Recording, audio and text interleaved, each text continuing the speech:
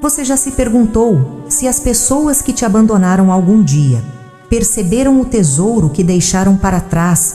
Quando fecho os olhos, mesmo agora, aos 78 anos, ainda sinto o calor daquele asfalto nas solas dos meus pés descalços, o céu de um azul intenso que machucava olhar a poeira vermelha da estrada de Minas, levantando em ondas enquanto o velho Ford Fan do meu avô se afastava 13 anos de idade, uma mala de pano com flores bordadas por minha avó, e aquelas palavras ainda ecoando nos meus ouvidos: cansei de você e das suas maluquices. As pessoas sempre dizem que a memória falha com a idade, mas algumas lembranças parecem queimadas na alma. Como ferro em brasa, posso descrever cada detalhe daquele dia: o cheiro de cachaça e fumo de corda, impregnado na cabine do caminhão Tônico e Tinoco, cantando no rádio velho o rangido da porta quando ele saiu, batendo a sensação da minha garganta, fechando quando tentei falar as palavras presas como sempre ficavam quando mais precisava. Delas sabe naquele tempo. Em 1960, ninguém falava em autismo por aquelas bandas de Minas. Eu era apenas esquisita, difícil cabeça nas nuvens, a menina que não olhava nos olhos que se balançava, quando ansiosa que cobria os ouvidos quando os sons ficavam altos. Demais a menina que quebrava pratos na cozinha porque se assustava facilmente, que desenhava os mesmos padrões por horas, que notava coisas que ninguém mais via à estrada. Estendia-se à minha frente como uma sentença uns 10 quilômetros. Adiante tem a fazenda da sua tia. Ele disse ela: nem sabe que você tá vindo. Mas problema dela agora. Seu sangue, sua dor de cabeça, e partiu, sem olhar para trás, levando consigo o meu passado e deixando o futuro tão incerto quanto a própria estrada empoeirada. Mas o destino tem uma forma estranha de costurar nossas vidas aquela tarde, enquanto eu caminhava com meus pés, já sangrando sem lágrimas. Nunca fui de chorar. Elas pareciam presas em algum lugar dentro de mim, onde nem eu mesma alcançava. Não sabia que cada passo dolorido me aproximava, não de um novo abandono, mas do lugar onde finalmente seria vista, realmente vista. Esta é a história de como um abandono à beira da estrada me levou ao encontro mais improvável, de como descobri que ser diferente não era uma maldição, mas um dom, de como as cores dentro da minha cabeça encontraram o caminho para as telas, e de como às vezes a família que nos rejeita abre espaço para a família que nos encontra. O que o destino preparava para mim naquela estrada quente de dezembro era muito maior do que qualquer coisa que eu pudesse imaginar. Era o começo da minha verdadeira vida. Meu avô dizia que eu tinha pegado a loucura mansa da minha mãe, Maria do Carmo, uma mulher que conheço apenas por um retrato amarelado e histórias contraditórias. Ela morreu quando eu tinha apenas 2 anos, levada por uma febre que varreu nosso distrito. Meu pai, esse eu nem cheguei a conhecer, sumiu antes mesmo de eu nascer, deixando para trás apenas seu sobrenome e um vazio que meu avô preenchia com versões diferentes da mesma história. Cada vez que bebia, cresci na fazenda do vovô Juca, um pedaço de terra magra nos fundos de Minas, onde o gado era magro como as esperanças e a colheita raramente dava mais que o suficiente à casa de pau, a pique sempre cheiro de café forte e fumaça do fogão. A lenha era governada pela mão firme da minha avó, Dona Zezé, uma mulher pequena de mãos calejadas e poucas palavras, que nunca entendeu porque eu gritava quando ela penteava meus cabelos ou porque eu me recusava a usar certas roupas que picavam minha pele. Essa menina tem o diabo no corpo, dizia vovô Juca nos seus dias ruins. Quando a cachaça falava mais alto: não, ela só é diferente, respondia Dona Zezé sem muita convicção. A verdade é que ninguém sabia lidar comigo. Eu vivia em meu próprio mundo, desenhando na terra com gravetos, observando as formigas por horas, decorando os padrões das ripas do telhado. Na escola, as coisas eram ainda piores. A professora Dona Efigênia não escondia sua frustração. Essa menina é inteligente, mas parece que não está aqui. Eu estava apenas não conseguia demonstrar as letras. Dançavam diante dos meus olhos, os sons se misturavam. e o murmurinho constante dos outros alunos era como agulhas na minha cabeça. Aos 9 anos, depois de muitas tentativas fracassadas, simplesmente parei de ir. Ninguém insistiu muito o dia. Mais feliz da minha infância foi quando encontrei um caderno velho no celeiro. Tinha apenas algumas folhas em branco, mas para mim era um tesouro. Minha avó me deu um lápis quebrado e eu comecei a desenhar tudo o que via. Não como os outros viam, mas como eu percebia. Cores intensas, padrões repetitivos, texturas que pareciam saltar do papel, era meu refúgio. Minha linguagem, quando minha avó morreu, eu tinha 12 anos. Foi como perder a única tradutora que eu tinha neste mundo estranho. Ela não me entendia completamente, mas tentava seu funeral.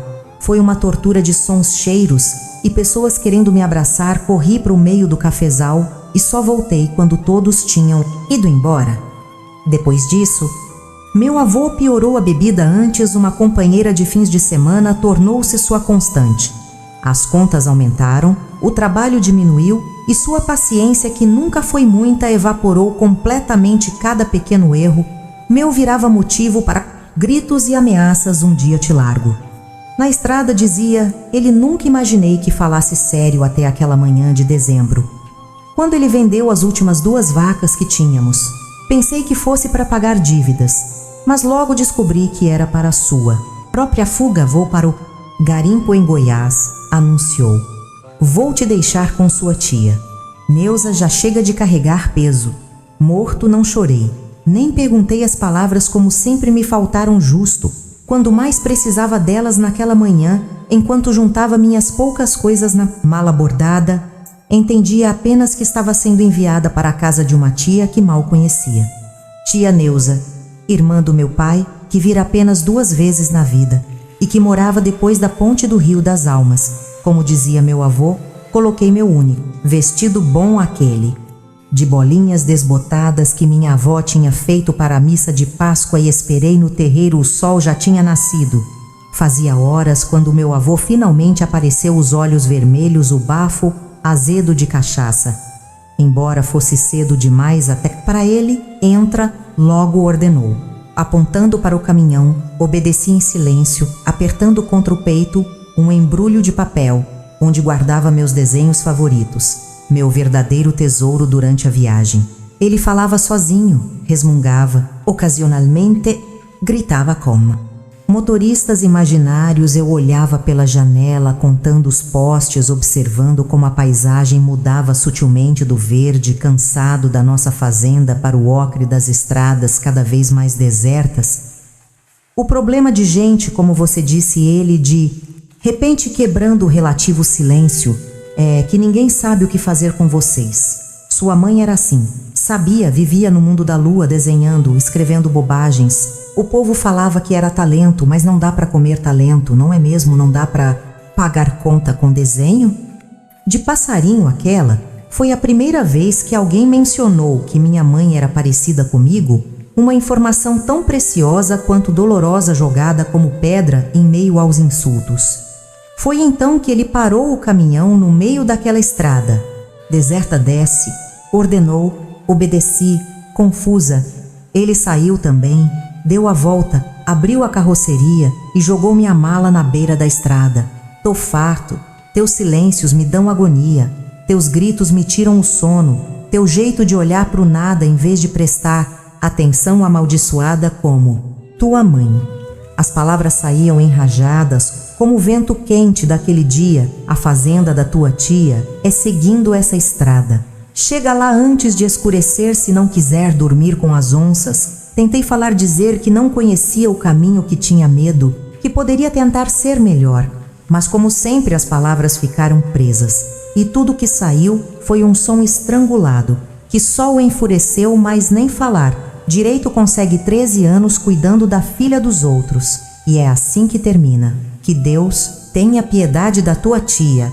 O motor roncou novamente a porta, bateu com força e a poeira vermelha subiu como uma cortina entre nós. Fiquei ali paralisada, vendo o único mundo que conhecia desaparecer na curva da estrada. Foi só quando a poeira baixou que a realidade me atingiu. estava completamente sozinha o sol, escaldante sobre minha cabeça, o peso da mala na mão, e o horizonte que parecia infinito e ameaçador. Dei o primeiro passo, depois outro e outro. Não tinha escolha, não tinha para onde voltar.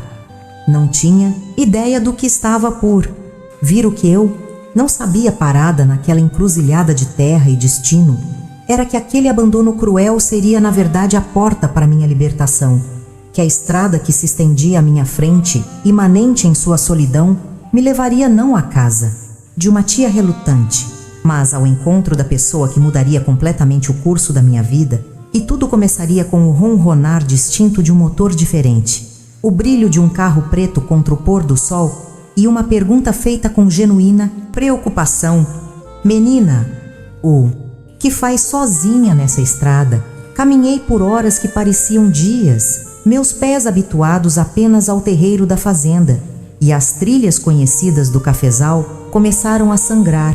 O calor era implacável e a sede apertava minha garganta como um punho invisível. Não havia casas à vista, nem bifurcações na estrada, apenas aquela linha vermelha, cortando o verdor das pastagens e o céu que começava a mudar de cor quando o sol começou sua descida, pintando tudo com tons de laranja e vermelho.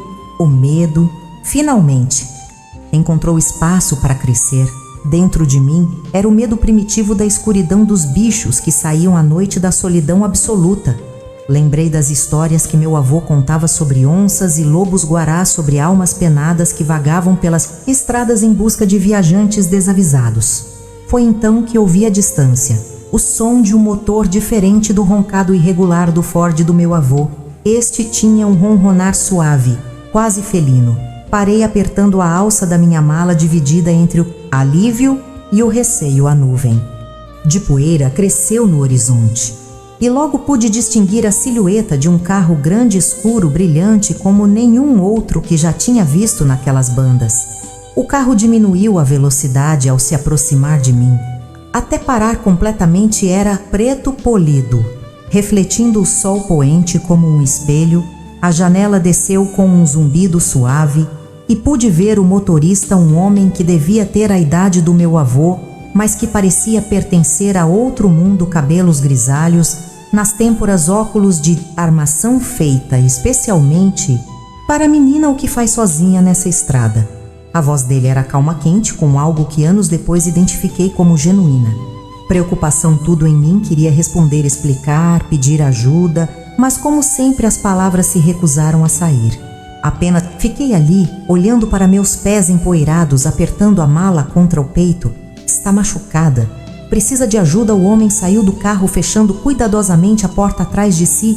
Aproximou-se lentamente, como quem se achega a um animal, assustado. Meu nome é Augusto Mendonça. Tenho uma propriedade aqui perto à fazenda. Horizontes posso levar, lá até a cidade ou até onde estiver indo. Seus olhos eram de um castanho esverdeado que mudava conforme a luz, como as águas do rio das almas. Depois da chuva, não havia neles a impaciência a que eu estava acostumada, nem a confusão que geralmente via. Quando as pessoas tentavam me entender, havia apenas espera sem pressa. Tia Neuza, consegui finalmente sussurrar as duas palavras que havia ensaiado mentalmente. Durante toda a caminhada dolorosa, Neuza Oliveira, da fazenda dos Três Córregos, assenti. Embora não tivesse certeza, nunca tinha ouvido o sobrenome da minha tia, nem o nome da sua propriedade.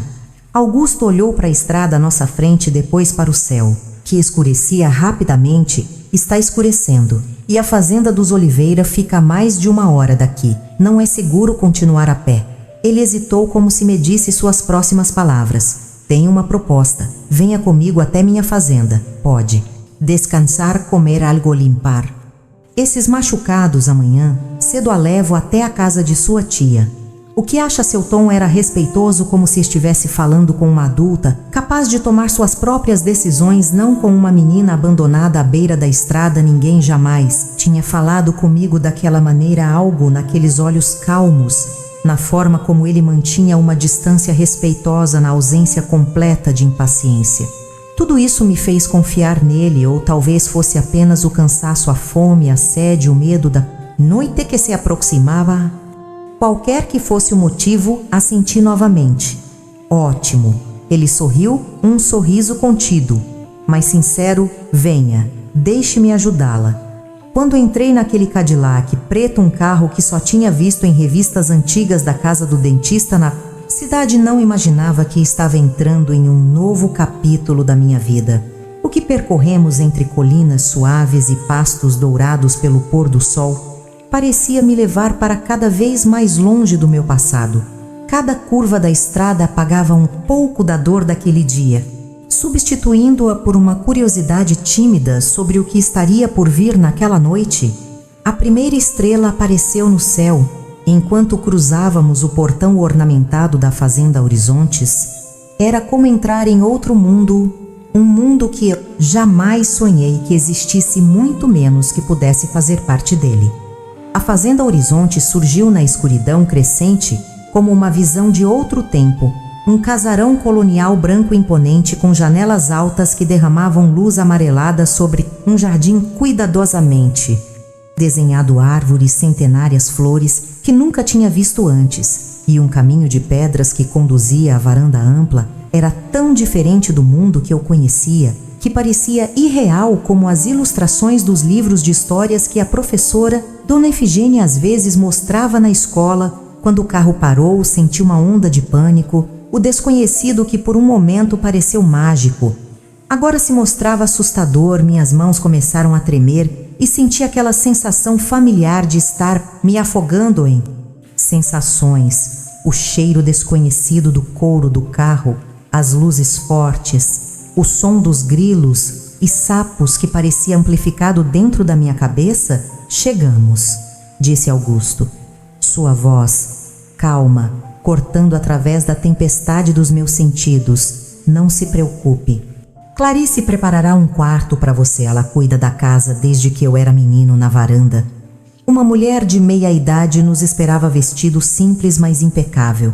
Cabelos presos em um coque firme e expressão de surpresa mal disfarçada, quando seus olhos pousaram em mim. Augusto. Quem é essa menina?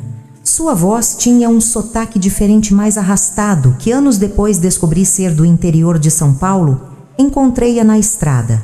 Clarice diz que procura uma tal de Neuza Oliveira, da Fazenda dos Três Córregos. Augusto assentiu, e algo mudou no olhar de Clarice, uma sombra de compreensão, talvez de preocupação.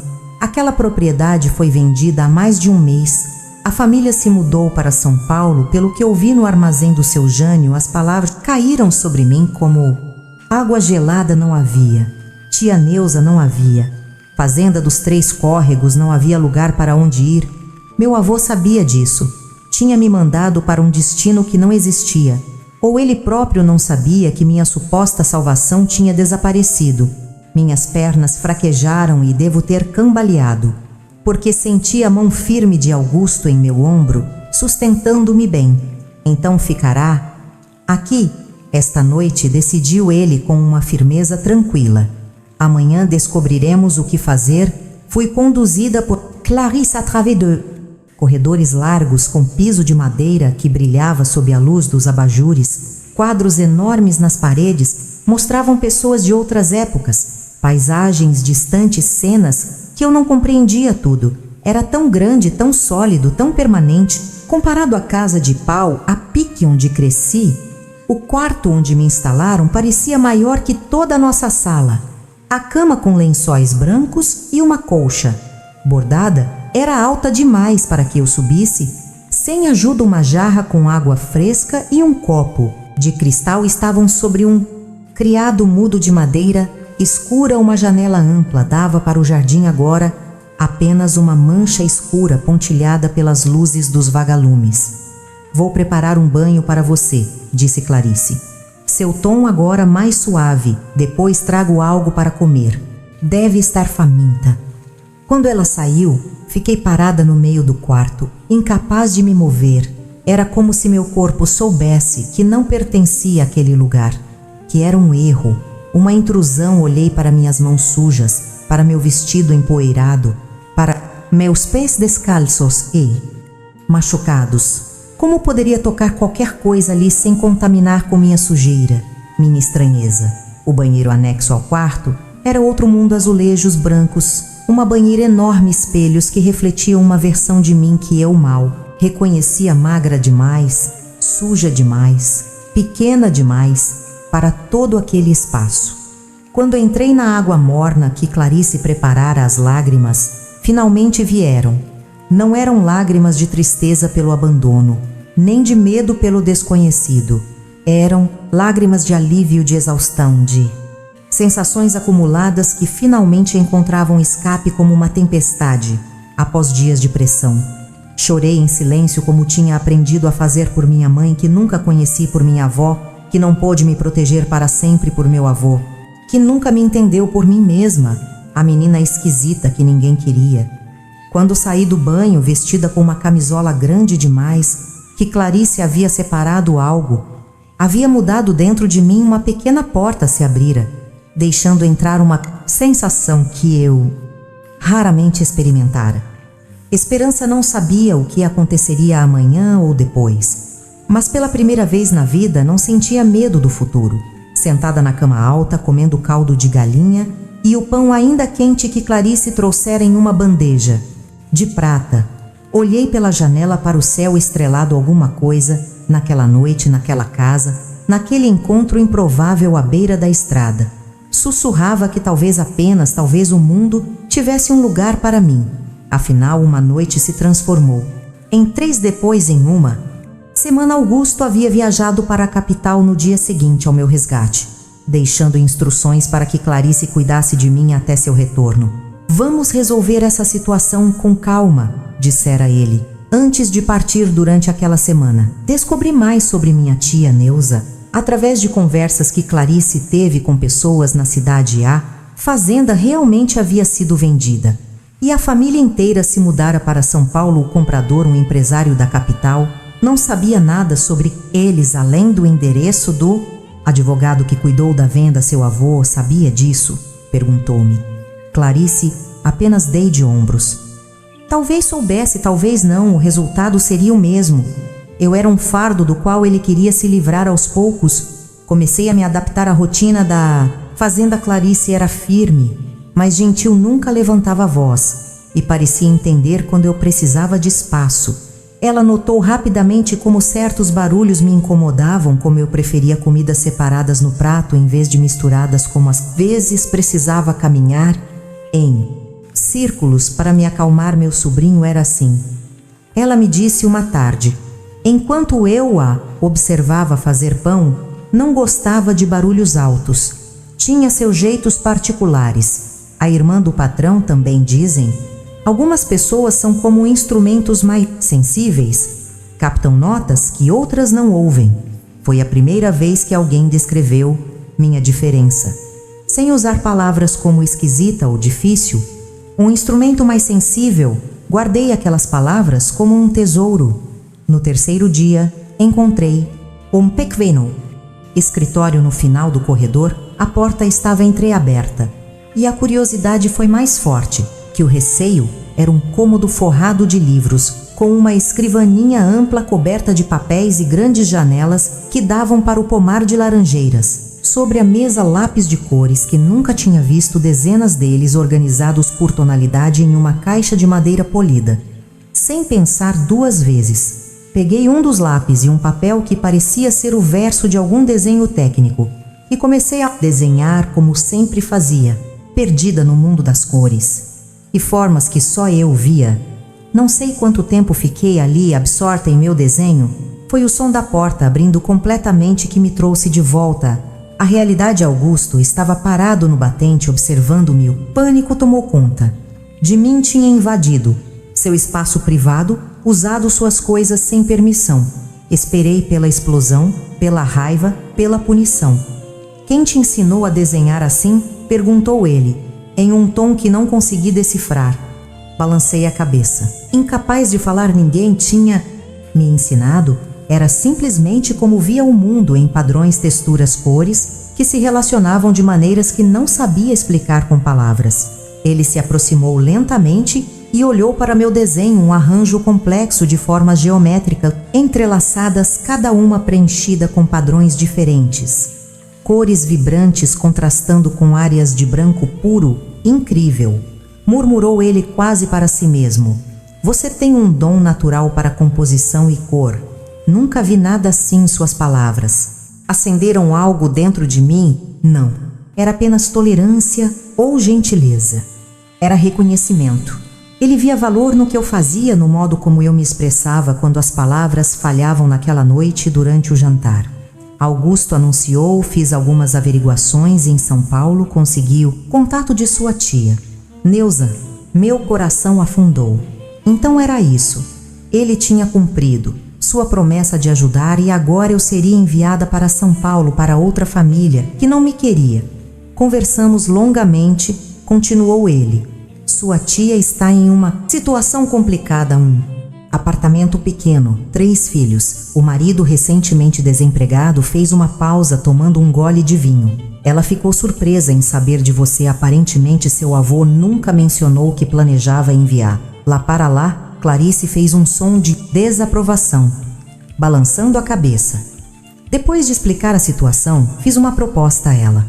Augusto me olhou diretamente, seus olhos calmos, encontrando os meus. Por um breve momento, sugeri que você fique aqui na Fazenda Horizonte sob minha tutela, formalmente e legalmente. O ar pareceu sumir do ambiente. Clarice sorriu, como se já soubesse, como se aprovasse. Sua tia concordou desde que seja oficializado. Amanhã, um advogado virá para formalizar os documentos de tutela. Ele fez uma pausa, seu olhar agora focado em algum ponto distante.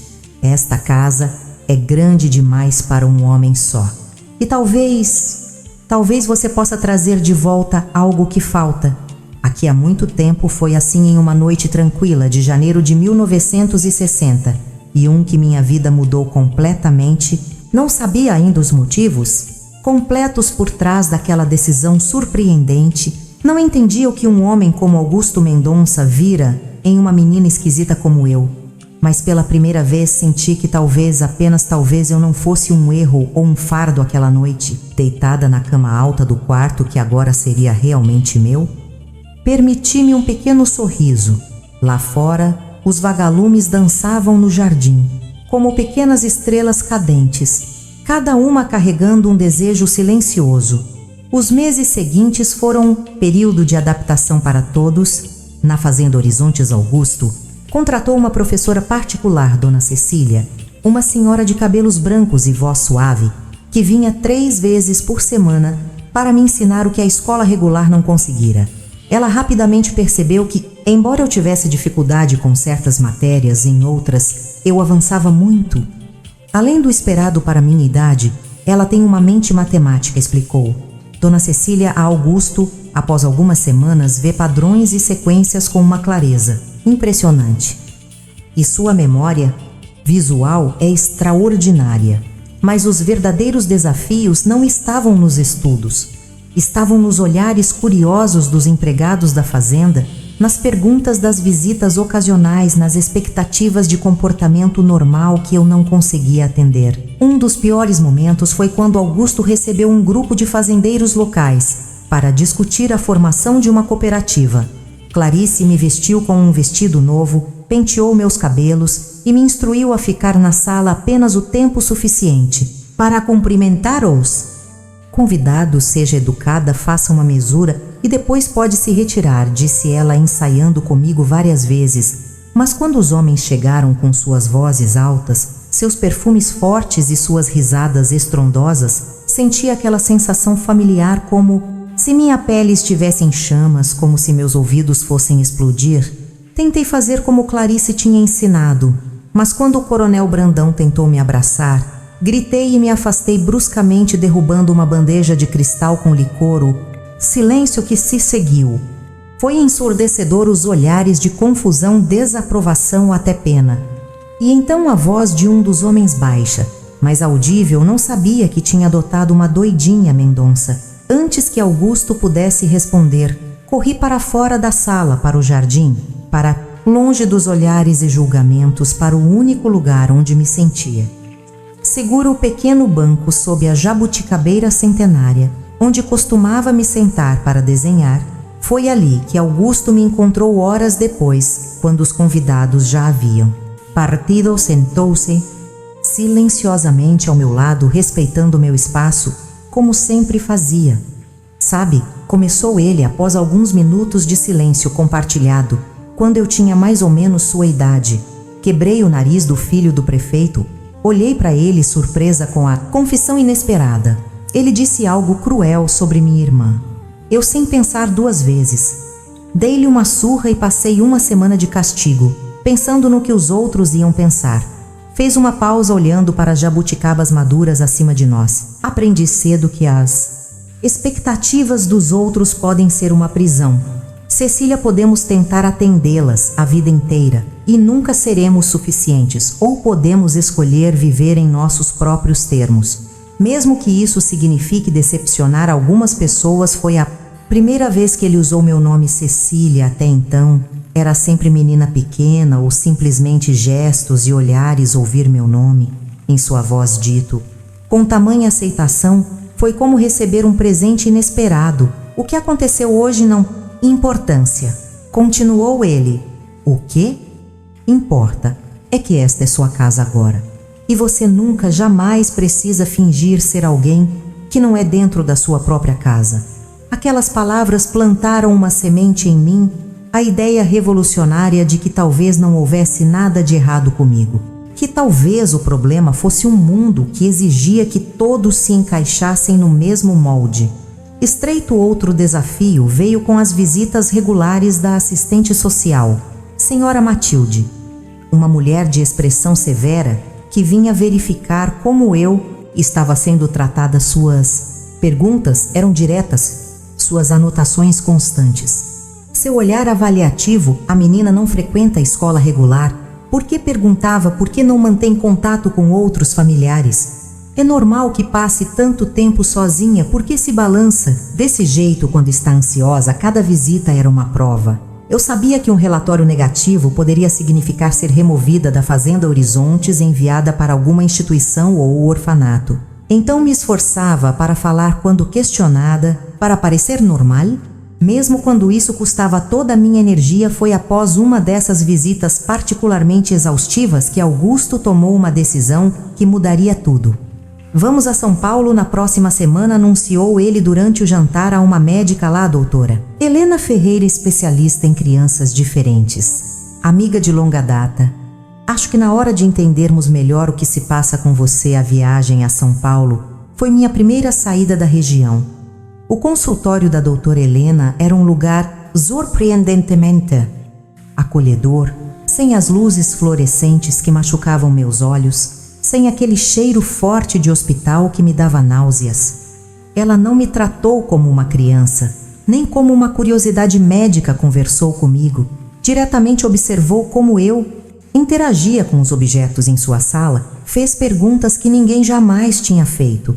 Depois de várias horas e muitos testes, ela convidou Augusto para uma conversa privada. Fiquei na sala de espera desenhando padrões geométricos em um caderno que ela me dera, tentando não pensar no veredicto que estava sendo pronunciado sobre mim naquele momento. Quando voltaram, Augusto tinha uma expressão que não consegui ler, mas a doutora Helena sorria. Cecília, disse ela sentando-se ao meu lado, você já ouviu falar em autismo? Foi a primeira vez que ouvi aquela palavra. A palavra que explicaria tantas coisas, que me daria um mapa para navegar no mundo. A palavra que nas mãos certas não era uma sentença, mas uma chave. Autismo. Uma palavra com 5 sílabas.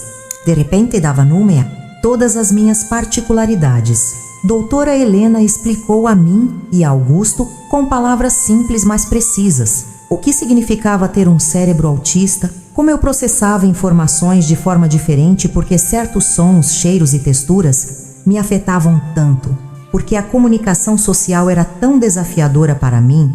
É como se a maioria das pessoas ouvisse uma orquestra tocando suavemente, enquanto você ouve cada instrumento individual em alto volume ao mesmo tempo, explicou ela. Não é uma doença para ser curada, é uma forma diferente. de perceber e interagir com o mundo no caminho de volta. Para a fazenda, Augusto estava silencioso, pensativo. Eu temia que agora que minha condição tinha um nome, ele pudesse reconsiderar sua decisão de me acolher, que talvez fosse complicado demais, trabalhoso demais. O que está pensando? Perguntei finalmente, reunindo coragem. Ele manteve os olhos na estrada, mas um pequeno sorriso surgiu no canto de seus lábios. Estou pensando que finalmente entendo por que você vê cores, que ninguém mais vê porque seus desenhos são tão extraordinários. Estou pensando que o mundo precisa de pessoas que enxergam diferente. De volta à Fazenda Horizontes, uma nova fase começou. Augusto transformou um cômodo vazio em um ateliê, para mim com luz natural, perfeita tintas, telas, pincéis, livros de arte. Se é assim que você se comunica melhor com o mundo, então vamos dar a você todas as ferramentas possíveis, disse ele. Mas nem tudo eram flores. O conhecimento sobre autismo nos anos 60 era limitado. E mesmo com as orientações da doutora Helena, havia muitas tentativas e erros. Uma das maiores dificuldades era minha relação com os funcionários da fazenda e com as pessoas da cidade vizinha. Clarice, sempre pragmática, instituiu um sistema de cartões coloridos que eu podia usar. Quando as palavras falhavam vermelho, quando precisava de espaço amarelo, quando estava ansiosa, mas conseguia lhe dar verde, quando estava confortável, a maioria dos empregados se adaptou, mas alguns nunca entenderão. Realmente é mimo demais. Ouvi seu Juvenal, o capataz, dizer a outro funcionário quando pensava que eu não estava escutando no meu tempo. Criança esquisita, levava uns tapas e aprendia a se comportar. Essas atitudes machucavam, mas Augusto sempre intervinha com firmeza na minha propriedade. Respeitamos as diferenças. Quem não conseguir entender isso, pode procurar emprego em outro lugar. Outro desafio veio quando Augusto tentou me inserir na comunidade local, incentivou-me a participar da feira anual da cidade, expondo alguns dos meus desenhos. Resistente a princípio, acabei concordando, pensando que talvez pudesse fazer amigos. Ser aceita a experiência foi desastrosa. O barulho da feira, as multidões, os olhares curiosos, os comentários visitantes, alguns admirados, outros confusos, alguns cruelmente diretos. Mas o que isso deveria ser desenho estranho para uma menina estranha? O Mendonça adotou uma. Você sabia, antes que a feira terminasse, tive uma crise de sobrecarga sensorial, tão intensa, que Augusto precisou me carregar para fora, enquanto eu cobria os ouvidos e gritava. Incapaz de processar tudo o que acontecia ao meu redor no carro voltando para a fazenda, chorei de frustração. Por que não consigo ser como todo mundo? Por que é tão difícil? Augusto, com sua paciência característica, esperou que eu me acalmasse. Cecília, você não foi feita para ser como todo mundo. E isso não é uma falha, é um propósito. Outra falha dolorosa veio quando tentei aos 15 anos frequentar aulas de pintura na casa de Dona Matilde, viúva de um pintor famoso da região que oferecia lições para jovens talentos. Nas primeiras aulas, fiquei fascinada com as técnicas que ela ensinava, com a história da arte, que ela conhecia tão bem, mas logo ficou claro que sua metodologia rígida tradicional, focada em reproduzir exatamente o que ela demonstrava, entrava em conflito com minha forma de criar. Não, dizia ela frequentemente, apontando para minhas telas. Você não está observando corretamente a luz. Não se comporta assim, as cores não se misturam. Dessa maneira, eu tentava explicar que via o mundo diferente, que as cores para mim tinham relações que iam além do visível, que as formas conversavam entre si de maneiras que não podiam ser capturadas pela técnica tradicional. Mas Dona Matilde apenas abanava a cabeça impaciente. A arte tem regras, menina. Não é só jogar tinta na tela e chamar de expressão. Se quer ser artista de verdade, precisa dominar os fundamentos. Após 3 meses frustrantes, abandonei as aulas, voltei para meu ateliê na fazenda, onde podia criar sem julgamentos, onde as cores obedeciam apenas às minhas regras internas. Ela não está errada, sabe, disse Augusto. Quando expliquei por que havia desistido, a técnica é importante, mas é apenas uma ferramenta. não um fim em si mesmo. Van Gogh quebrou todas as regras da sua época e hoje é considerado um gênio. Talvez você precise aprender as regras justamente para saber como quebrá-las à sua maneira. Aquelas palavras me fizeram refletir, talvez meus fracassos não fossem realmente fracassos, mas partes necessárias do processo de descobrir meu próprio caminho. Talvez eu não precisasse me encaixar no mundo. Talvez pudesse criar um pequeno espaço no mundo que se encaixasse em mim com essa nova perspectiva. Comecei a estudar por conta própria. Augusto encomendava livros de arte de São Paulo e do Rio de Janeiro.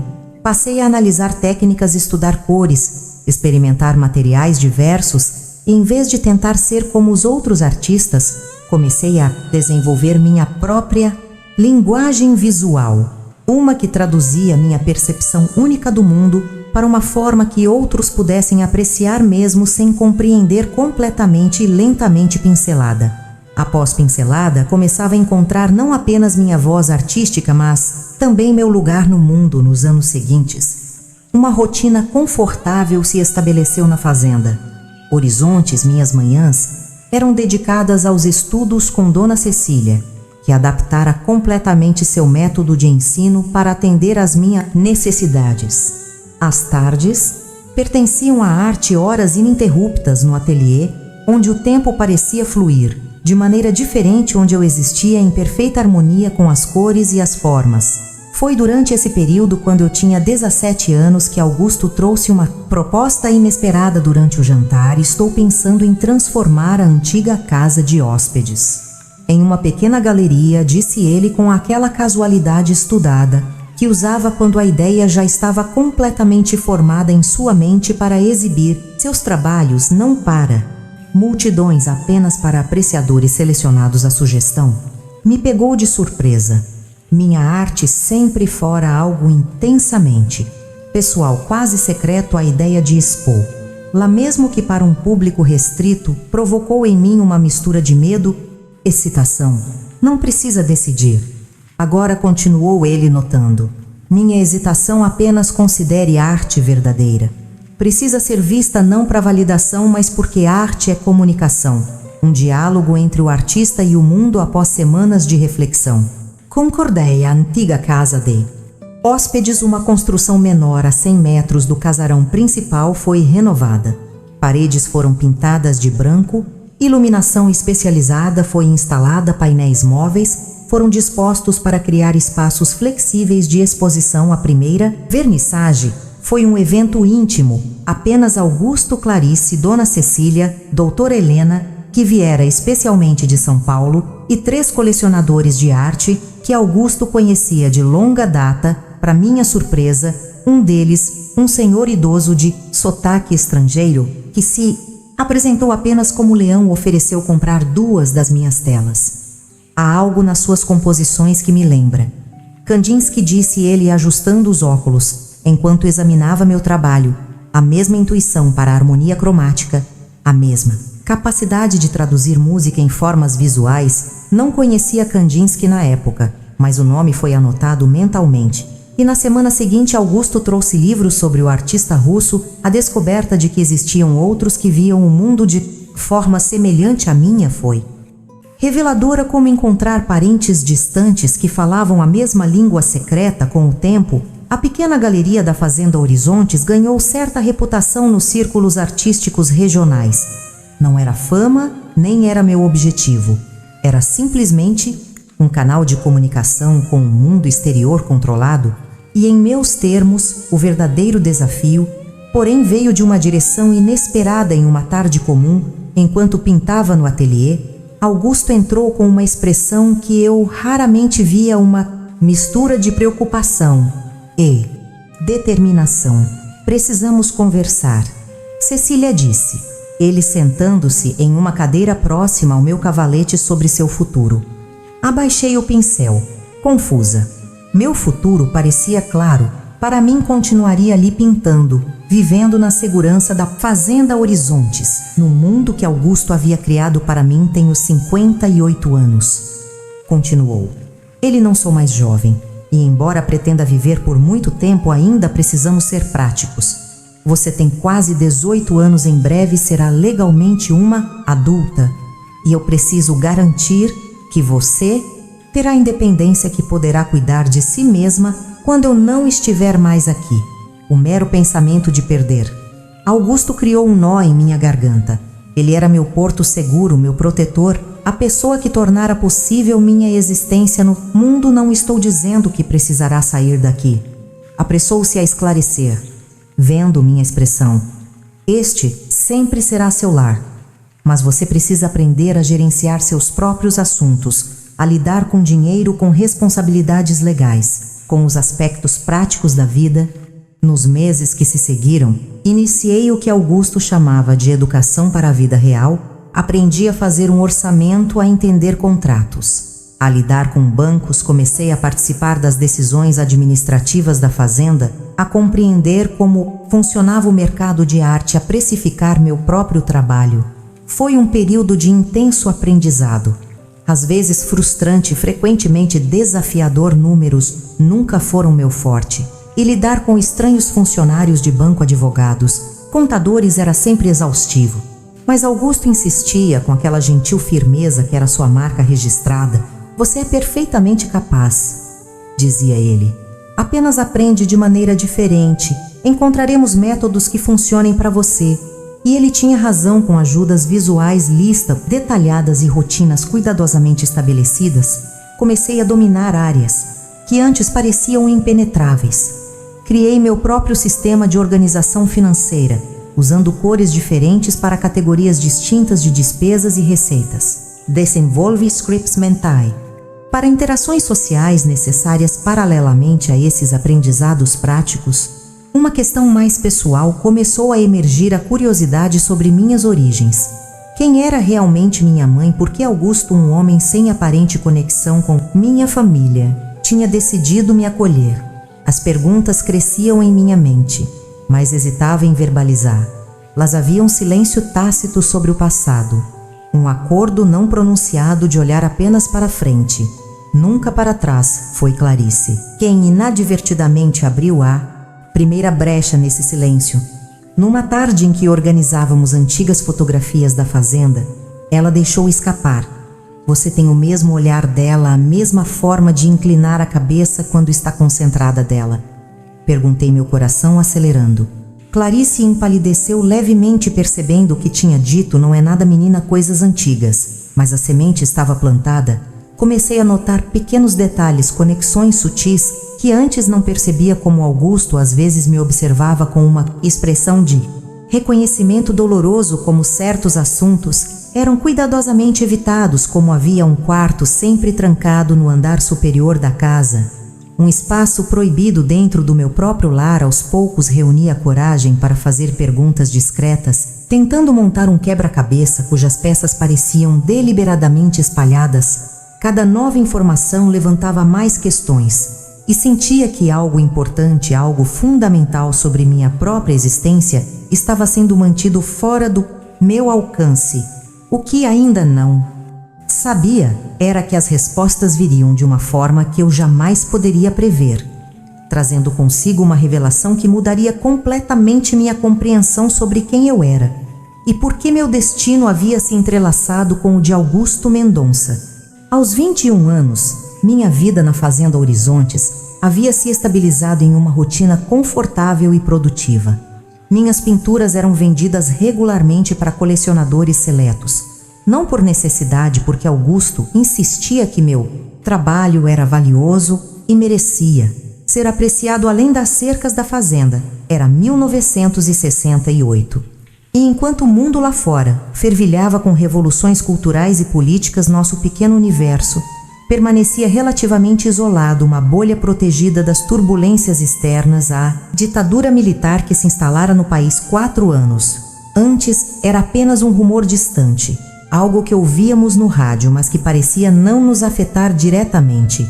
Foi nesse ano que a saúde de Augusto começou a mostrar os primeiros sinais de fragilidade. Nada grave, a princípio uma tosse persistente e cansaço mais frequente, pequenos esquecimentos que ele disfarçava com seu charme habitual. Mas Clarice e eu trocávamos olhares preocupados quando ele adormecia na poltrona da biblioteca ou quando precisava parar para recuperar o fôlego após uma curta caminhada pelo jardim. É apenas a idade. Ele insistia. Quando expressávamos nossa preocupação, estou beirando os 65 newtonão. Posso esperar ter o vigor de um rapaz mais tarde. Descobriríamos que ele já sabia da gravidade de sua condição. Mas escolhera nos poupar da preocupação pelo maior tempo possível em uma tarde de março. Enquanto eu estava no ateliê trabalhando em uma nova série de pinturas inspiradas nos campos de café ao amanhecer, ouvi um barulho de vidro quebrando no escritório de Augusto. Corri para lá e o encontrei apoiado na mesa pálido, respirando com dificuldade cacos de um copo d'água espalhados pelo chão. Não é nada, tentou me tranquilizar, apenas um momento de tontura. Mas era algo médico da cidade. Dr. Arthur veio à fazenda naquela mesma noite e, após examinar-lo, recomendou uma consulta urgente com especialistas em São Paulo.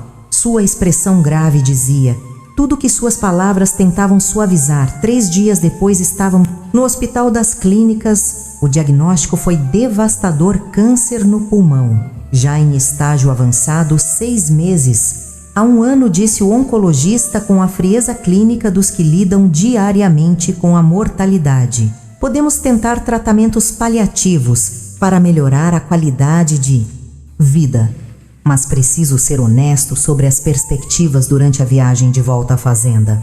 Um silêncio pesado preenchia o carro.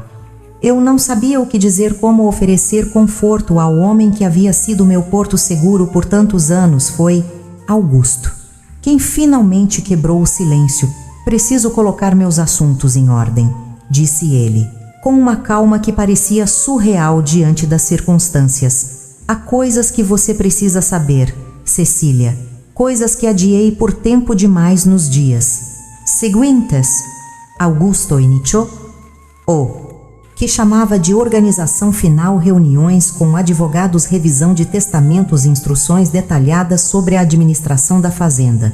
Eu participava dessas reuniões em um estado de negação, como se tudo aquilo fosse apenas um exercício teórico, não uma preparação concreta para sua ausência. Uma dessas reuniões, no entanto, foi diferente. Augusto pediu que eu o encontrasse na biblioteca após o jantar sozinha. Quando entrei, ele estava sentado em sua poltrona favorita, um álbum de fotografias antigo aberto em seu colo, um copo de conhaque na mesinha lateral. Feche a porta, por favor, pediu com uma formalidade incomum entre nós. Sentei-me na poltrona oposta, meu coração acelerado, com uma intuição que não conseguia explicar a algo que deveria ter lhe contado há muito tempo. Começou ele, sua voz mais frágil do que eu jamais ouvira, sobre sua mãe, sobre minha relação com ela, sobre as verdadeiras razões pelas quais você está aqui. Ele fechou o álbum de fotografias e o colocou sobre a mesa entre nós. Maria do Carmo não era apenas alguém que conheci por acaso, continuou ela. Era minha irmã. A declaração pairou no ar como algo físico quase palpável. Minha irmã, 2 palavras que reorganizavam meu entendimento do passado, presente e futuro.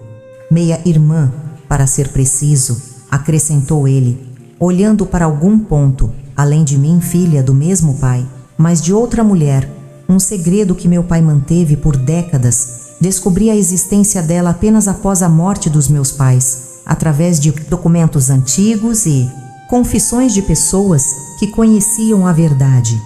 Minha cabeça girava com essa revelação. Augusto era meu tio. Eu tinha um parentesco sanguíneo com o homem que me acolhera, que transformara minha vida. Quando finalmente a encontrei, ela já estava casada com seu pai. Ele tomou um gole de conhaque como se precisasse de força para continuar, um homem complicado, violento. Quando bebia, o que era frequente, e Maria, ela tinha suas dificuldades, via o mundo de forma diferente, era sensível demais para seu próprio bem. As peças começavam a se encaixar, a loucura mansa que meu avô mencionara, as histórias contraditórias sobre minha mãe, a facilidade com que Augusto havia me compreendido desde o primeiro dia. Tentei ajudá-la a sair daquela situação, mas ela se recusava a deixar seu marido. Teimosa, bem como você, às vezes um breve sorriso triste, cruzou seu rosto, então ela engravidou de você, e isso mudou tudo para ela. Começou a fazer planos para fugir, para recomeçar em outro lugar, chegou a me procurar pedindo ajuda. Augusto abriu o álbum novamente, virando algumas páginas, até encontrar o que procurava. Entregou-me uma fotografia desbotada, uma mulher jovem com longos cabelos escuros e olhos que pareciam familiares demais. Meus olhos estava sentada, sob uma árvore, desenhando em um caderno alheia à câmera. Sua mãe, uma semana antes de você nascer, explicou a última vez que a vi com vida. Meus dedos tremiam. Enquanto tocava a imagem, ali estava a conexão que sempre busquei, a origem dos meus traços, do meu talento, da minha diferença. O que aconteceu? Perguntei minha voz. Quase um sussurro. Seu pai descobriu os planos dela. Houve uma briga terrível. Ele partiu no dia seguinte, abandonando Maria grávida e doente. Sua avó a acolheu contra a vontade de seu avô. Você nasceu algumas semanas. Depois Augusto fez uma pausa, como se reunisse forças. Eu só soube do nascimento meses depois, quando finalmente consegui localizar. Las Maria já estava doente, tuberculose, complicada pela depressão pós-parto e pelas condições precárias em que vivia. Cheguei tarde demais para salvá-la. As lágrimas que raramente conseguia derramar agora fluíam livremente pelo meu rosto, não apenas pela mãe que nunca conheci, mas por todas as verdades mantidas em segredo, por todo o sofrimento que precedera minha existência. Por que não me contou antes? Perguntei, sem acusação, apenas uma necessidade desesperada de entender medo. Talvez, admitiu ele, medo de que a verdade pudesse machucar, lá mais do que o silêncio, medo de que você me visse de forma diferente. Que se sentisse usada de alguma maneira. Ele se inclinou para a frente, seus olhos agora fixos. Nos meus passeios procurando por você, acompanhei de longe através de conhecidos informantes, soube que sua avó havia morrido, que você estava apenas com seu avô, que a situação era difícil, estava planejando uma forma de intervir. Quando me encontrou na estrada, completei uma peça final do quebra-cabeça, se encaixando. Não foi coincidência, Cecília. Eu sabia que seu avô planejava se desfazer de você. Tinha informantes na cidade. Pessoas que me avisaram. Estava a caminho da fazenda dele naquele dia determinado. A confrontar. Lua assumir sua guarda legalmente. E então lá estava você sozinha, abandonada exatamente como sua mãe havia estado. Anos antes, o silêncio que se seguiu foi preenchido apenas pelo tic-tac do relógio de parede e pelo crepitar suave da lareira. A história completa. Agora estava diante de mim o círculo que começara com o abandono de minha mãe e que, de alguma forma, se fechara quando Augusto me encontrara naquela estrada poeirenta. Há mais uma coisa que você deve saber, disse Augusto, abrindo uma gaveta lateral da mesa e retirando um envelope amarelado, algo que guardei por todos estes anos esperando o momento certo. Entregou-me o envelope com mãos levemente trêmulas. Dentro havia um teste de DNA datado de 1960 e um realizado em um laboratório em São Paulo. Queria ter certeza absoluta do nosso parentesco. Explicou, não por dúvida, mas porque precisava saber com certeza que você era realmente filha de Maria, que era minha sobrinha de sangue, que tinha o direito legal e moral de estar sob minha proteção. O documento confirmava o que Augusto acabara de revelar. Éramos sem dúvida parentes próximos. Eu era filha de sua meia-irmã. Seu sangue corria em minhas veias. Por que agora? Perguntei, ainda processando tudo o que havia descoberto. Por que não tenho mais o luxo do tempo? Respondeu ele com uma franqueza dolorosa. Porque você merece conhecer sua verdadeira história antes que eu leve partes dela comigo. E porque preciso que entenda que esta fazenda, tudo o que construí sempre foi destinado a você, não por caridade ou pena, mas por direito ou por amor, porque você é minha família. Cecília, a única família que realmente importa. Naquela noite, sentados na biblioteca enquanto a chuva gentil caía lá fora, Augusto me contou muito mais sobre minha mãe, seu talento para a arte tão semelhante ao meu, sobre os planos que ela tinha para mim, os sonhos que nunca pôde realizar. sobre como ele havia prometido a si mesmo ao encontrar minha mãe, já falecida, que um dia encontraria sua filha e faria tudo ao seu alcance para proteger. A verdade, finalmente revelada, não era o fim de uma história, mas o começo de outra, uma em que eu precisaria encontrar forças para enfrentar o inevitável, a perda iminente do homem que havia sido muito mais que um salvador, que havia sido mesmo antes de eu saber minha verdadeira família, os meses que se seguiram à revelação sobre minhas origens e a descoberta da doença de Augusto foram um período de transformação profunda com a verdade. Finalmente exposta, uma nova intimidade se estabeleceu entre nós. Já não éramos apenas benfeitor e protegida, mas família de sangue, unidos por um legado compartilhado. Augusto, livre do peso do segredo, parecia quase aliviado.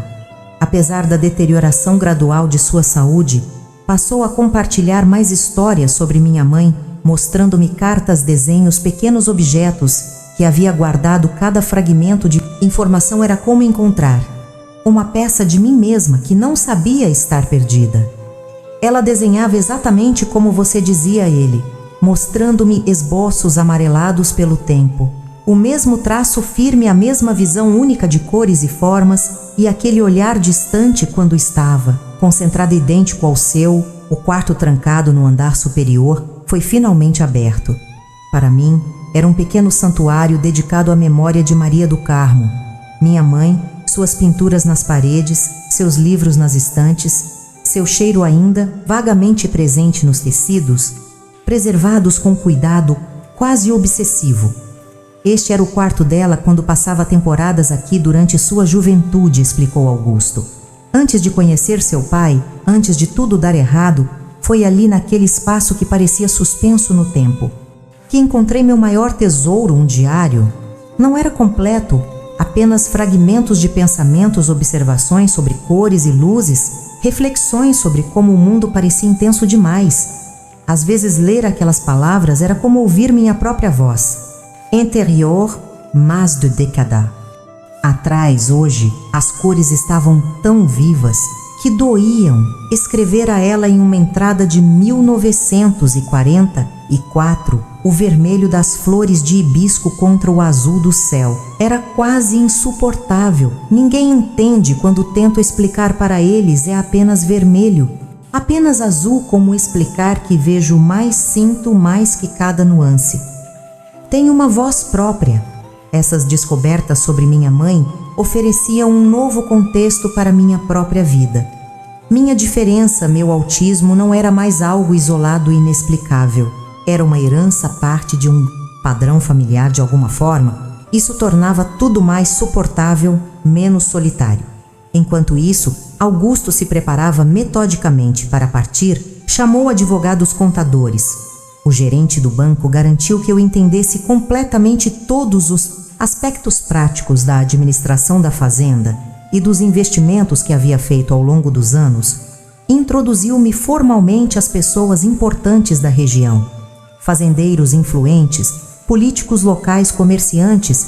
Preciso saber que você estará protegida quando eu não estiver mais aqui, dizia ele quando eu protestava contra esses preparativos que pareciam apressar o inevitável. A fazenda foi transformada em uma empresa formal com meu nome como principal acionista. Contratos foram revisados, testamentos atualizados, procurações estabelecidas. Augusto, mesmo enfraquecido pela doença, mantinha uma clareza impressionante quando se tratava desses assuntos. Uma tarde, enquanto organizávamos documentos em seu escritório, ele fez uma pausa e me entregou um envelope lacrado. Isto é para depois, disse simplesmente. Quando eu me for, não antes, a progressão da doença era implacável. Apesar dos tratamentos paliativos, uma enfermeira passou a morar na fazenda. Equipamentos médicos foram instalados no quarto de Augusto. O médico vinha 3 vezes por semana. O outono chegou e com ele uma nova urgência. Augusto já não conseguia sair da cama por longos períodos. Suas mãos, antes tão firmes, agora tremiam constantemente. Sua voz, antes ressonante, tornara-se um sussurro frágil. Foi nesse contexto que ele me fez um último pedido. Quero que pinte Meu retrato disse durante uma manhã em que conseguira se sentar na varanda envolto em cobertores. Apesar do calor ameno, hesitei. Nunca havia pintado retratos minha arte sempre, fora abstrata conceitual, focada em padrões e formas que vinham de dentro, não na representação fiel da realidade exterior. Não um retrato convencional, esclareceu, ele percebendo minha hesitação. Quero que me pinte como você me vê, com suas cores, sua linguagem visual. Quero existir no seu mundo mesmo. Depois que partir do meu, aquele pedido tocou algo profundo em mim. Era um convite para criar uma ponte entre nossas percepções, para traduzir o impacto que ele tivera em minha vida através da linguagem que eu dominava melhor, a arte. Comecei a trabalhar no dia seguinte. Instalei um cavalete no quarto dele, trazendo tintas, pincéis, telas, enquanto ele dormia ou lia.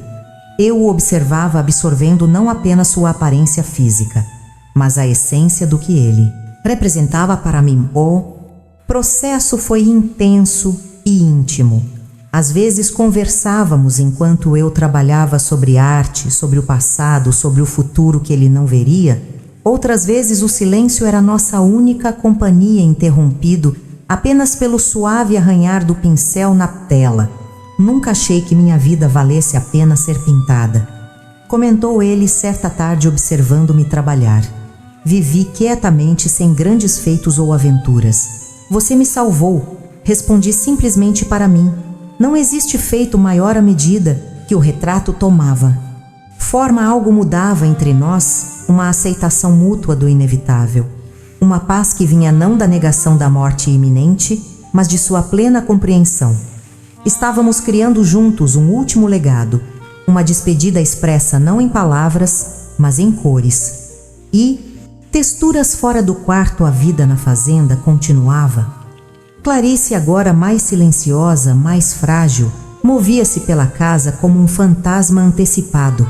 Preparando-se para seu próprio luto, os funcionários falavam em sussurros, como se o volume normal pudesse perturbar o delicado equilíbrio entre vida e morte que se estabelecera.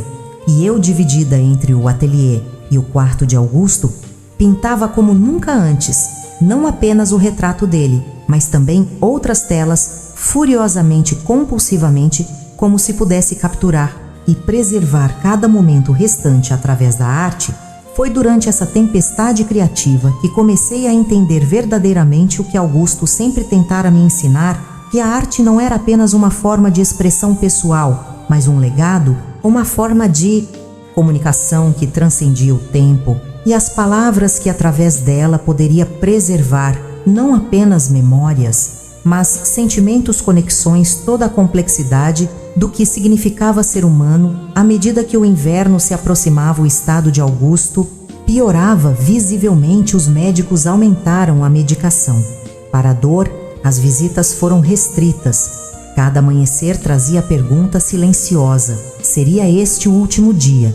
E ainda assim, continuávamos nosso projeto. Compartilhado, o retrato estava quase completo. Não uma representação literal de Augusto, mas uma explosão de cores e formas que capturava sua essência, seu impacto em minha vida, a transformação que ele havia provocado em meu mundo.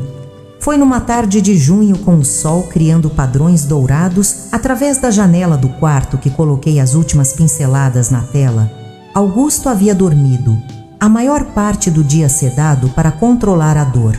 Quando finalmente acordou, seus olhos encontraram os meus com esforço visível.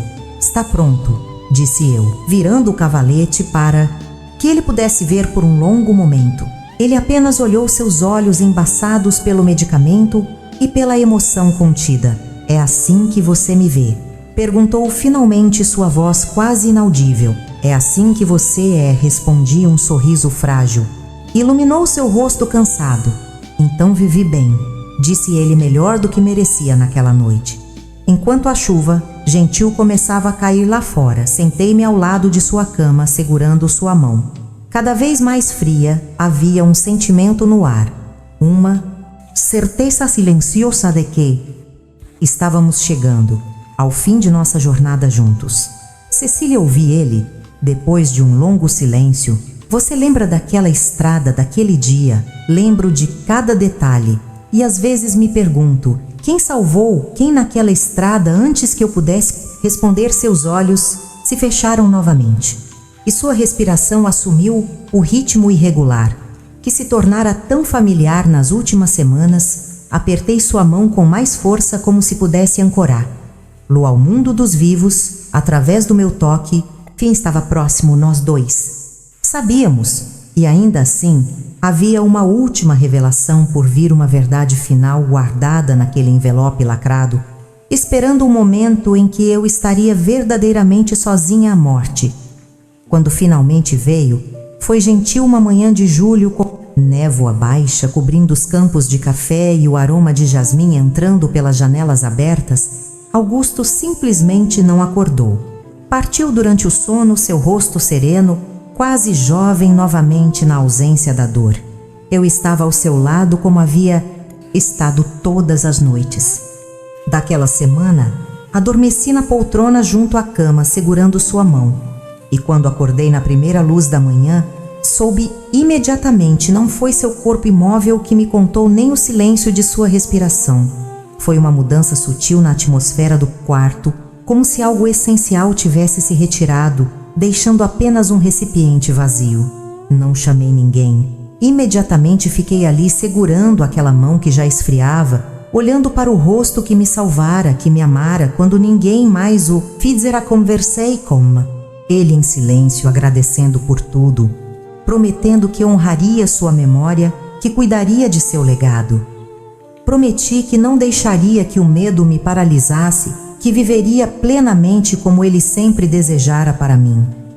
Só então toquei o sino ao lado da cama, chamando Clarice, que já esperava.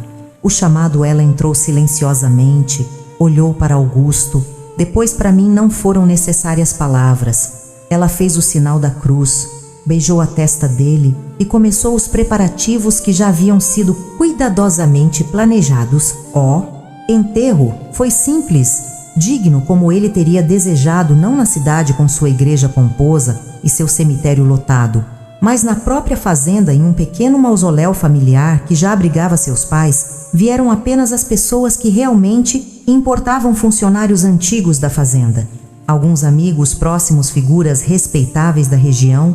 Nenhum espetáculo, nenhuma dramatização. Apenas uma despedida sincera. Foi somente após tudo acabar, quando a propriedade voltou ao silêncio. Inquietante que segue grandes. Mudanças que me lembrei do envelope, aquele que Augusto me entregara com a instrução de abrir apenas após sua partida. Esperei até o anoitecer.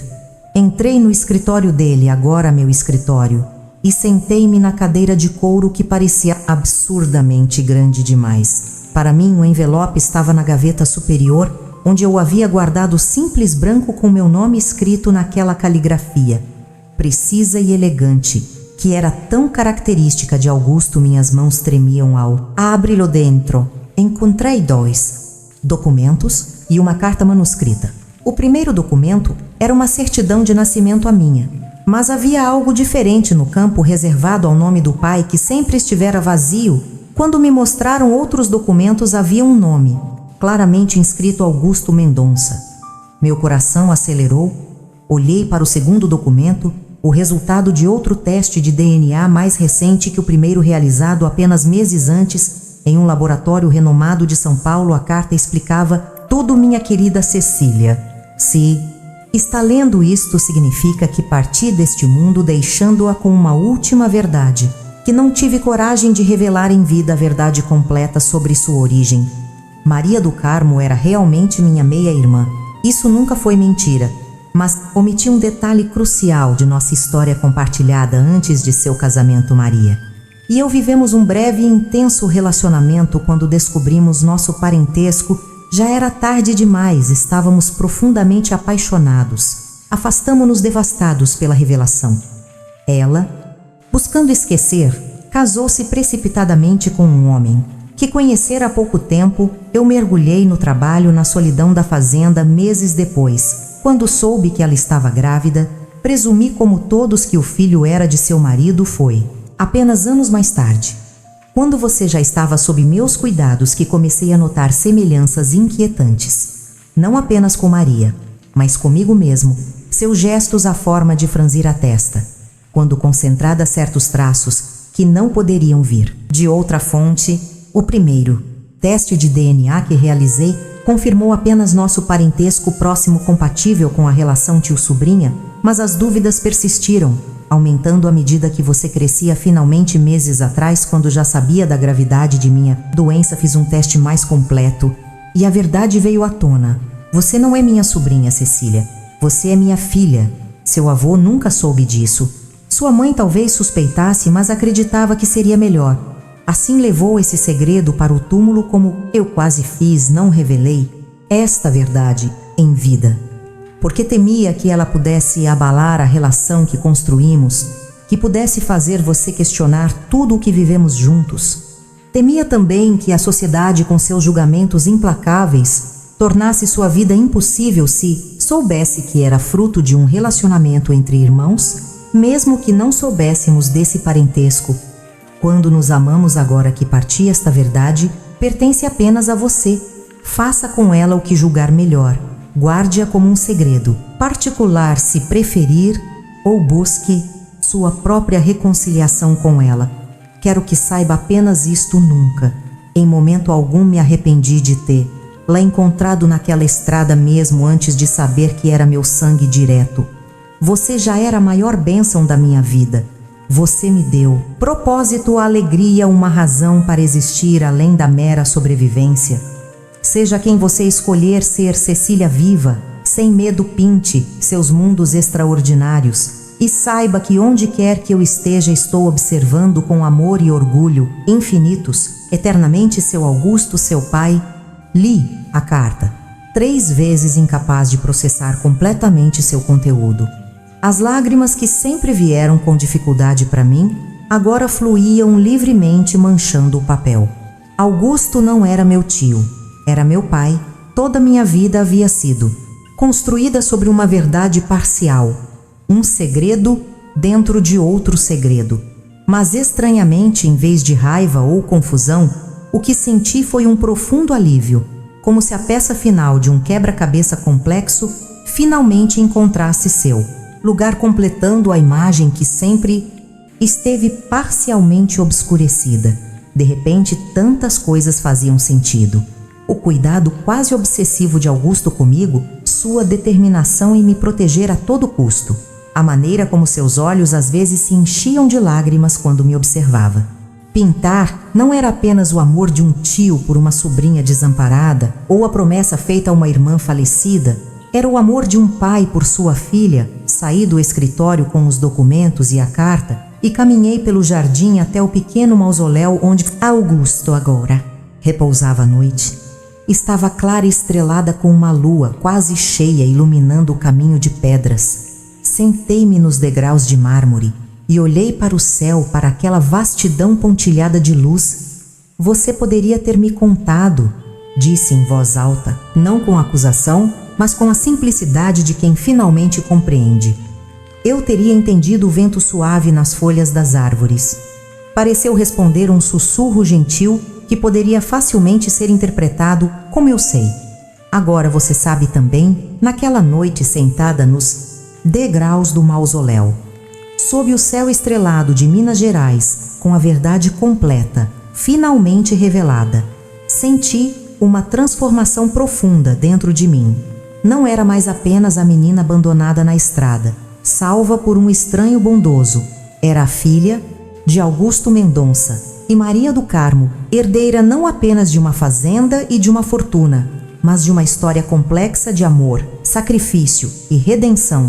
Aos 23 anos, órfã pela segunda vez, mas infinitamente mais completa que antes prometi, mim mesma que viveria à altura desse legado, não escondida do mundo como havia feito até então, mas enfrentando-o em meus próprios termos, com a coragem que Augusto, meu pai, sempre acreditou que eu possuía. Os dias que se seguiram à revelação foram de profunda introspecção. Passei horas no ateliê, pintando compulsivamente, processando através da arte o turbilhão de emoções que me atravessava.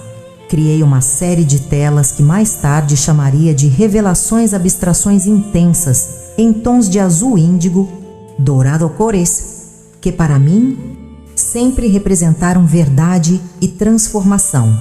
Não compartilhei com ninguém o conteúdo da carta, nem mesmo com Clarice, que me observava com olhos preocupados respeitando meu silêncio, enquanto tentava oferecer conforto silencioso à sua maneira, prática.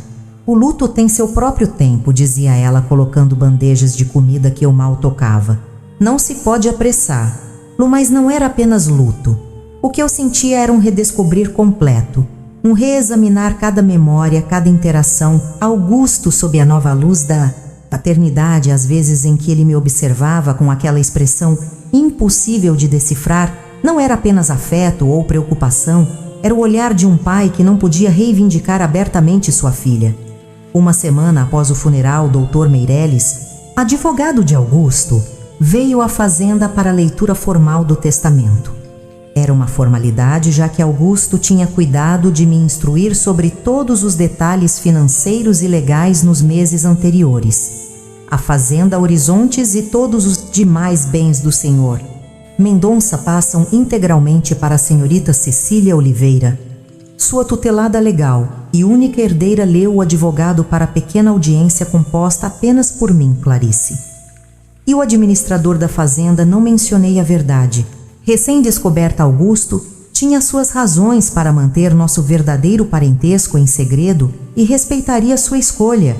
Pelo menos por enquanto, o mais difícil foi enfrentar o mundo exterior após a morte de Augusto durante anos. Ele tinha sido meu escudo, meu intermediário com uma sociedade que eu achava confusa e frequentemente hostil. Agora precisava aprender a navegar sozinha.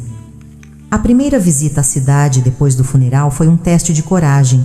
Precisava ir ao banco para assinar documentos, ao cartório para formalizar transferências, lugares barulhentos, cheios de estímulos, desconfortáveis, interações sociais complexas. A senhora agora é uma das maiores proprietárias da região, disse o gerente do banco, com um respeito que nunca demonstrara antes. Se precisar de qualquer assistência, era estranho ser tratada com deferência, quando por toda a minha vida havia sido vista como a esquisita, a coitadinha que o senhor Mendonça acolheu. O dinheiro e a posição social mudavam a forma como as pessoas me viam, mas não mudavam quem eu era por dentro, ainda autista, ainda desconfortável, em situações sociais, ainda lutando para processar o mundo ao meu redor. Foi naquele período que tomei uma das decisões mais importantes da minha vida. Não tentaria mais me encaixar em um mundo não fora feito para pessoas como eu. Em vez disso, criaria meu próprio mundo em meus próprios termos. Comecei implementando mudanças na fazenda. Transformei a casa de hóspedes em uma galeria de arte permanente, não apenas para meus trabalhos, mas também para os de minha mãe, que Augusto havia preservado cuidadosamente. Contratei um curador para organizar exposições pequenas íntimas, apenas para apreciadores convidados. À sede da fazenda foi adaptada para meu conforto sensorial, iluminação suave, espaços abertos, acústica que minimizava ruídos perturbadores. Criei rotinas estritas que me permitiam funcionar sem sobrecarga, delegando a Clarice e aos outros funcionários as interações sociais que me eram mais difíceis. A menina está se tornando uma verdadeira senhora da fazenda, ouvi um dos empregados mais antigos comentar certa vez do jeito dela. Mas está 3 meses após a morte de Augusto, recebi uma visita inesperada. Dr. Leão, o colecionador de sotaque estrangeiro que havia comprado minhas primeiras telas anos antes, apareceu sem aviso prévio, dirigindo seu próprio carro em vez de enviar um representante como costumava fazer. Vim pessoalmente prestar meus pêsames, explicou, e também para ver como está a artista. Era um homem direto, sem rodeios, o que sempre tornara nossas interações mais fáceis para mim. Sentamos na varanda enquanto Clarice servia café com biscoitos de polvilho. Soube que tem trabalhado bastante, comentou ele, olhando para minhas mãos manchadas de tinta. A arte é uma excelente companheira no luto, assenti, incapaz de explicar em palavras como pintar. havia se tornado minha âncora, minha terapia, minha forma de processar não apenas a morte de Augusto, mas também a revelação sobre minha verdadeira origem. Estou organizando uma exposição em São Paulo, continuou ele, artistas contemporâneos brasileiros que exploram novas linguagens visuais. Gostaria que considerasse participar a ideia de expor meu trabalho em uma grande galeria na capital para um público desconhecido. Era ao mesmo tempo aterrorizante e intrigante. Por anos havia me escondido na segurança da fazenda, mostrando minha arte apenas para um círculo restrito de apreciadores. Não precisaria comparecer pessoalmente, acrescentou ele, percebendo minha hesitação. Conheço suas particularidades. Entendo que eventos sociais podem ser desafiadores. Aquela compreensão oferecida sem julgamento foi o que finalmente me convenceu. Naquela mesma tarde, mostrei a Dr. Leão a série Revelações que estava criando. Ele ficou em silêncio, por longos minutos, absorvendo cada tela, cada pincelada a algo diferente. Aqui disse finalmente uma profundidade nova, uma verdade que não estava presente em seus trabalhos anteriores. Apenas a senti. Ele não precisava saber que aquelas telas eram minha forma de processar a descoberta de que era filha de Augusto, não sua sobrinha, que cada pincelada de azul e dourado era uma tentativa de reconciliar meu passado fragmentado com o meu presente incerto. Estas são as obras que quero para a exposição. Decidiu se estiver de acordo. Concordei com uma única condição: que as pinturas fossem identificadas apenas com meu primeiro nome. Não queria usar o sobrenome de minha mãe, que nunca sentira como verdadeiramente meu, nem assumir publicamente o sobrenome Mendonça, o que levantaria questões que não estava pronta para responder àquela decisão. Permitir que minhas obras mais pessoais fossem exibidas publicamente marcou o início de uma nova fase. Não era apenas uma artista trabalhando em isolamento, mas alguém disposta a estabelecer um diálogo com o mundo exterior, mesmo que fosse através da linguagem não verbal da arte. As semanas seguintes foram de intensa produtividade. Concluí a série Revelações e iniciei outra inspirada nas memórias que tinha da estrada onde fui abandonada e encontrado o ponto de inflexão que mudara completamente o curso da minha vida. À noite, quando o silêncio dominava a fazenda, frequentemente caminhava até o mausoléu, sentava-me nos degraus de mármore e conversava silenciosamente com Augusto, meu salvador, meu tio, meu pai. Contava-lhe sobre meu dia, sobre meus planos, sobre as pequenas vitórias e os desafios persistentes. Era minha forma de manter-lo presente, de processar o luto, de agradecer pelo sacrifício que fizera ao manter em segredo nossa verdadeira relação para me proteger. Numa dessas noites, tomei uma decisão que mudaria o rumo da minha vida novamente.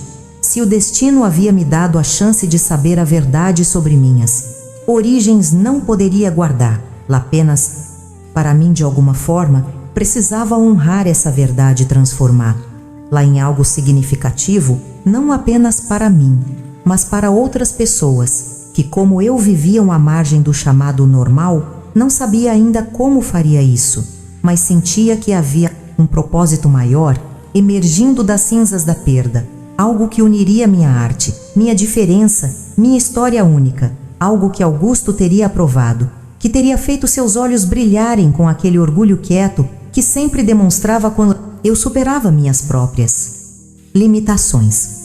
Vou encontrar um modo, prometi ao vento noturno, às estrelas distantes, ao espírito de Augusto, que sentia presente naquele jardim. Vou transformar nossa história em algo maior que nós dois. E foi assim, sob o céu estrelado de Minas Gerais, que comecei a planejar o próximo capítulo da minha vida, não mais definido pelo abandono, pelo autismo ou pelo segredo, mas pela possibilidade de redenção e significado que só aqueles que conheceram a verdadeira perda podem realmente valorizar. 55 anos passaram desde aquela noite no mausoléu, quando prometi transformar minha história em algo maior.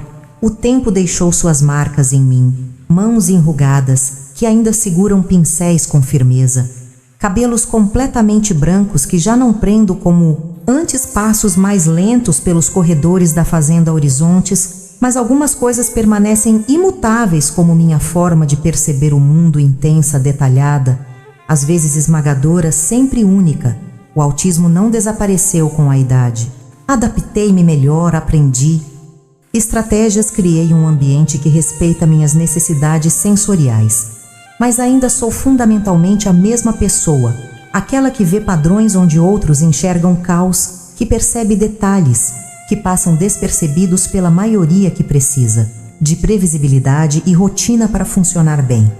Clarice partiu há 20 anos dormindo tranquilamente após décadas de serviço leal. Sua sobrinha Juliana assumiu seu lugar como governanta, mantendo as tradições da casa com o mesmo cuidado meticuloso. A maior parte dos funcionários antigos também se foi substituídos por seus filhos e netos. Para muitos deles, sou quase uma figura mítica. Dona Cecília, a artista reclusa, a senhora da Fazenda Horizontes, que raramente sai de seus domínios, mas cujos quadros são conhecidos em galerias pelo país. Poucos sabem minha história completa. A verdade sobre minha relação com Augusto permaneceu um segredo guardado por décadas, conhecido apenas por mim e pelo advogado que atualizou meus documentos pessoais anos depois, quando finalmente decidi assumir legalmente o sobrenome Mendonça, sem explicações públicas. A exposição em São Paulo, que inicialmente tanto me assustara, foi apenas o começo de uma carreira artística discreta, mas consistente. Nunca busquei os holofotes, nunca frequentei as aberturas das exposições onde meus trabalhos eram exibidos. Deixava que as pinturas falassem por mim, que contassem suas próprias histórias. Meus curadores aprenderam a respeitar meu desejo de privacidade, apresentando-me simplesmente como Cecília, artista de Minas Gerais. Sem biografias detalhadas nos catálogos ao longo dos anos, minha arte evoluiu, refletindo as transformações internas que vivia, das primeiras explorações de padrões geométricos para composições mais complexas que fundiam abstração e elementos figurativos sutis, cores que expressavam estados emocionais, texturas que convidavam o observador a sentir, não apenas a ver uma crítica de arte. Uma vez escreveu que minhas pinturas eram janelas para um mundo neurológico diverso, onde cores têm sabores e sons têm formas. Ela chegou mais perto da verdade do que poderia imaginar. Pinto o mundo como um experimento intenso, avassalador às vezes, mas também incrivelmente rico e detalhado. A promessa que fiz a Augusto naquela noite estrelada após sua morte começou a tomar forma concretamente em 1985. Quando decidi usar parte da fortuna que herdara para estabelecer uma fundação, não com meu nome. Nunca gostei de chamar atenção para mim mesma, mas com o nome de minha mãe, Fundação Maria do Carmo. O objetivo inicial era simples: apoiar artistas neurodivergentes, especialmente aqueles no espectro autista, oferecendo bolsas, espaços de criação e exposição, mentoria. Com o tempo, a fundação expandiu seu escopo, criando também programas educacionais para crianças autistas em áreas rurais de Minas Gerais, crianças que, como eu, eram frequentemente incompreendidas, rotuladas como estranhas ou difíceis, sem acesso a diagnóstico ou apoio adequado. Existem muitas meninas, como você foi um dia, disse-me Doutora Helena, já idosa, quando discutíamos a expansão da fundação nos anos 90, abandonadas não necessariamente à beira de estradas, mas abandonadas em outros sentidos por sistemas educacionais que não as compreendem, por comunidades que as rejeitam, por famílias que não sabem como ajudá-las. Essas palavras tocaram algo profundo em mim. Lembrei-me do que poderia ter sido meu destino se Augusto não tivesse me encontrado naquela estrada, se não tivesse reconhecido em mim algo valioso, se não tivesse me dado as ferramentas para transformar minha diferença em expressão artística. A Fazenda Horizontes também evoluiu ao longo dos anos. Parte das terras continua produtiva, gerando renda para sustentar a propriedade e os projetos da fundação.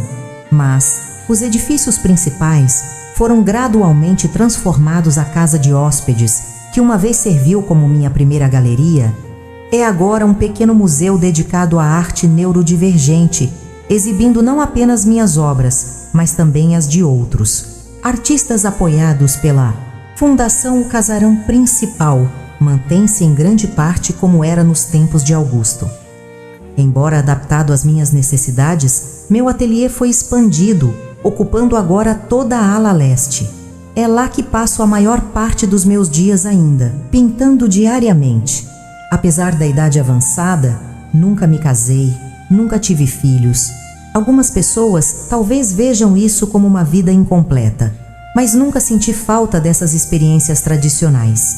Minha arte sempre foi minha companheira, mais íntima minha forma de comunicação mais verdadeira. E através da fundação, toquei mais vidas do que poderia ter feito como mãe de uma única família. Houve relacionamentos ao longo do caminho, alguns breves, outros mais duradouros, amizades significativas com pessoas que aceitavam minhas particularidades, que não tentavam me consertar ou me forçar a encaixar em moldes convencionais, e sempre houve a presença constante da arte, o diálogo infinito entre minha percepção única e o mundo ao meu redor. Frequentemente me perguntam se me arrependo de algo, se mudaria alguma decisão. Se pudesse voltar no tempo, a resposta sempre surpreende. As pessoas não mudaria nada, nem mesmo o abandono à beira da estrada, que por mais doloroso que tenha sido, me colocou no caminho de Augusto, nem mesmo os anos de não saber sobre minhas verdadeiras origens. Pois entendo agora que Augusto fez o que acreditava ser melhor para me proteger cada peça do quebra-cabeça, que foi minha vida mesmo, as mais dolorosas, mesmo as mais confusas teve seu propósito. Cada experiência me moldou, me ensinou, me trouxe até este ponto, onde posso olhar para trás com a clareza que só a idade avançada proporciona e dizer: sim, esta foi uma vida bem vivida, diferente, desafiadora, por vezes solitária, mas profundamente significativa. Se pudesse dizer algo àquela menina de 13 anos parada na estrada, empoeirada, com pés descalços e coração pesado, diria apenas isto: você não está quebrada. Você é diferente, e essa diferença será sua maior força. Um dia você entenderá que foi feita exatamente como deveria ser. Às vezes, nas noites claras, ainda a caminho até o mausoléu, para conversar silenciosamente com Augusto, conto-lhe sobre a fundação, sobre as vidas que estamos tocando, sobre os jovens artistas neurodivergentes que encontraram seus próprios caminhos. Para a expressão, agradeço sempre pela chance que me deu, não apenas de sobreviver, mas de florescer à minha própria maneira.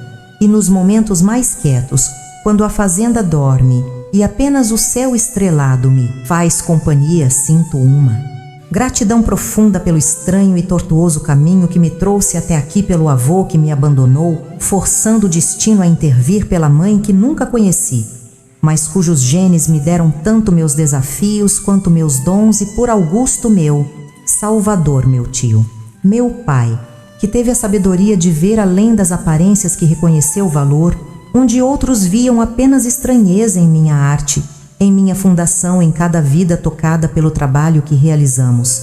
Seu legado continua vivo, não como um segredo a ser guardado, mas como uma verdade transformada em algo maior, mais luminoso, mais duradouro que nós dois. Eu adoraria saber de onde vocês estão me assistindo. Deixem aí nos comentários a cidade, o estado ou o país de vocês. E claro, o que vocês acharam dessa história? Ela te tocou de alguma forma? Quero muito ler a opinião de cada um.